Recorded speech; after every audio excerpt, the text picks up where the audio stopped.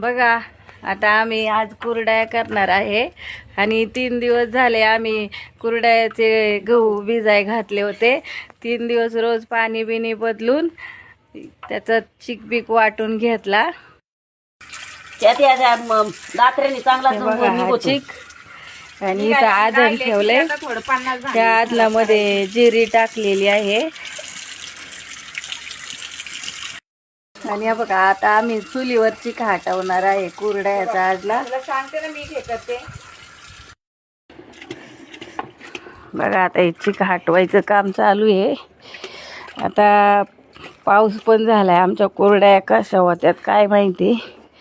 आभाळ नाही यायला लागत म्हणतात कुरड्या करायच्या असल्यावर. आणि इकडं तर पाऊस झाला 2 दिवस सारखा.